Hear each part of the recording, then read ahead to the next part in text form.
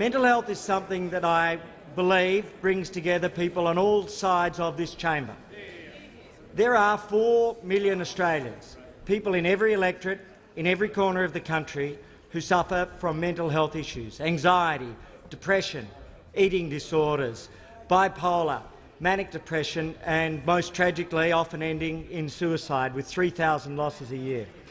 As part of that, we've seen the support over many years from different ministers, such as the member for Sturt and the member for Port Adelaide, in a bipartisan fashion for mental health services.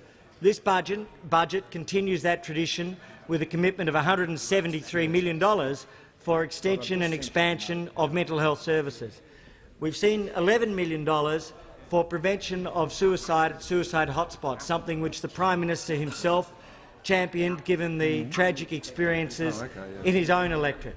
In addition to that, there's $15 million for mental health research targeted at different states, beginning with Victoria and the work of Pat McGorry and Origin, looking at youth mental health services, $5 million with the Black Dog Institute and the Hunter Institute in New South Wales, and in Queensland, in the member for Fairfax's electorate, what we've seen with the Thompson Institute and Sunshine Coast University is additional funding there for anxiety and depression in the youth community.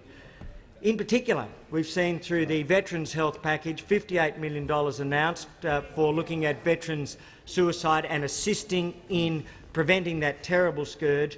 And perhaps most significantly in this budget, we've provided $80 million for addressing psychosocial services outside of the NDIS. This will go to ensuring that there are stronger community support services for those who face the challenge of psychosocial conditions, which means that they cannot simply function on a day-to-day basis. The NDIS has been fully funded. Outside of the NDIS, now we've committed $80 million to support mental health services, to assist those who would otherwise be suffering, and we're doing it on the basis of matched contribution and funding from the states. This is an important topic that touches every member and every family, and I am delighted that this budget, under the leadership of the Prime Minister and the Treasurer, continues in the past traditions.